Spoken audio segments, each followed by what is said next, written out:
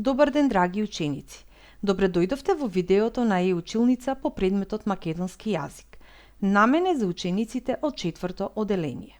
Јас сум Анита Карамфиловска, оделенски наставник од Основното општинско училиште Панајот Гиновски од Скопје. Наставната единица за овој час е подмет и прирок во реченица.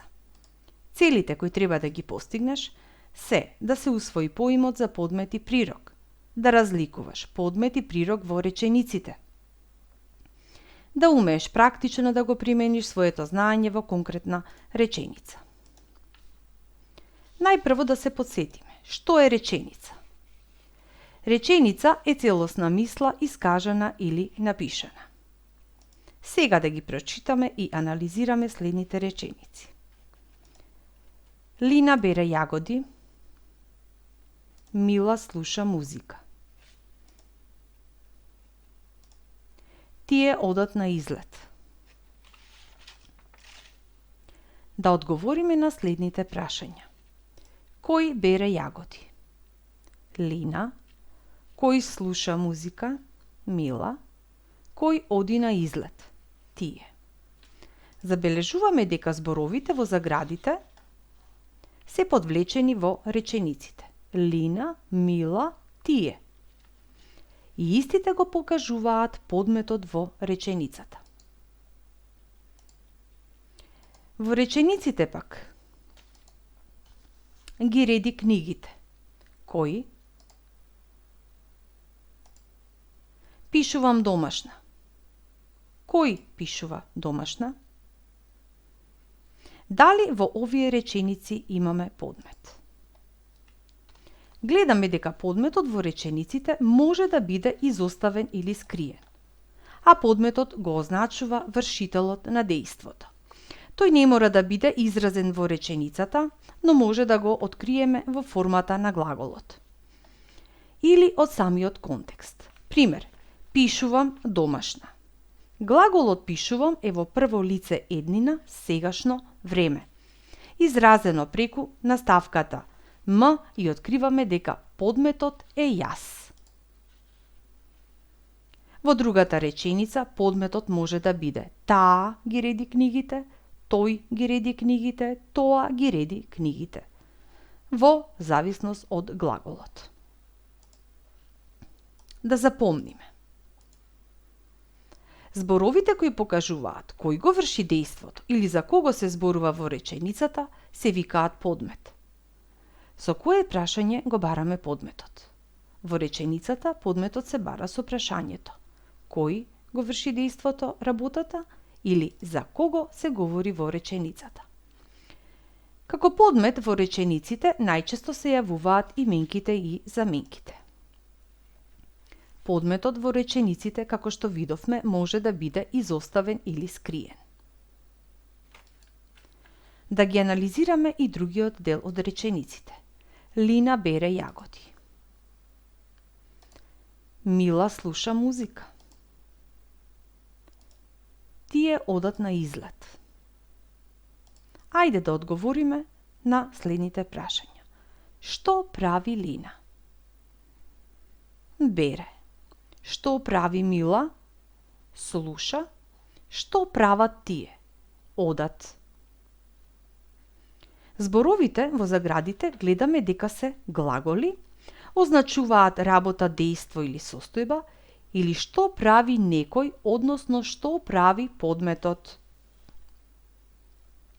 И истите означуваат прирок во реченицата. Ги обележуваме со две линии. Зборот се подвлекува со две линии. Во првата реченица бере, во втората слуша, во третата одат. Значи, зборовите што се глаголи во реченицата го означуваат прирокот во реченицата. Да запомниме.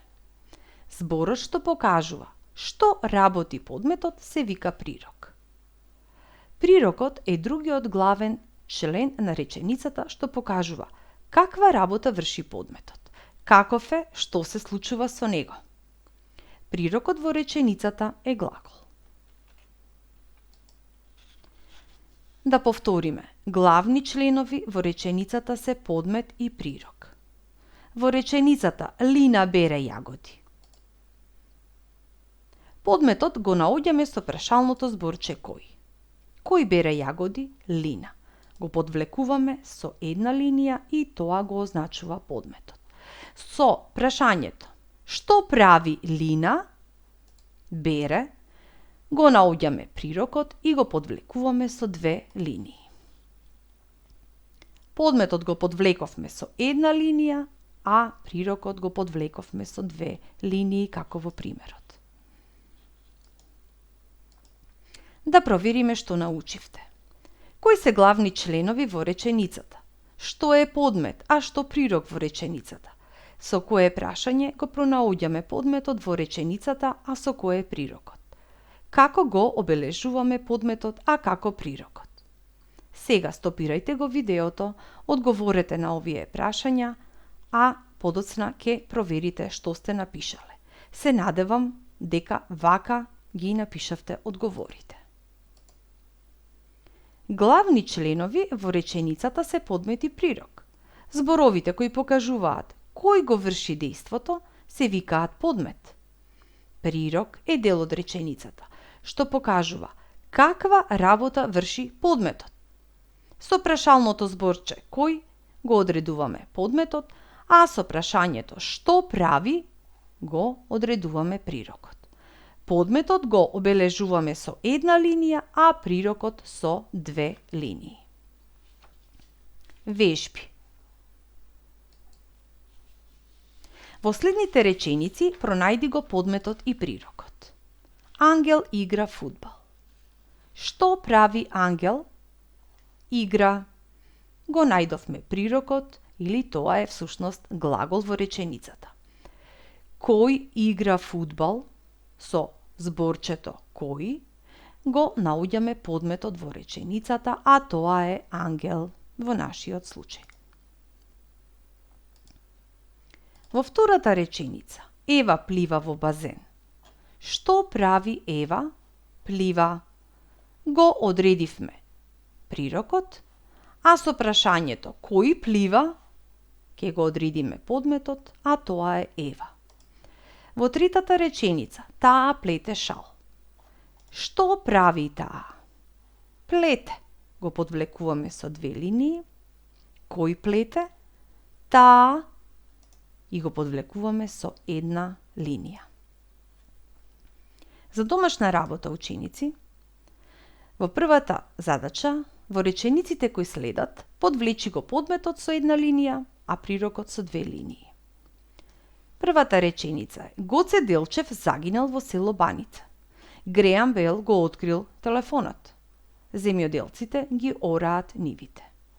Во втората задача, препиши 3 реченици од расказот Препирка на страна 96 и во секоја од нив подвлечи го подметот. Во третата задача, состави 3 реченици и подвлечи подмет и прирок. Ви честитам на знаењето. Знаењето секогаш се наградува. Ви благодарам за вниманието, довидување и имајте убав ден. Се гледаме во некоја наредна прилика.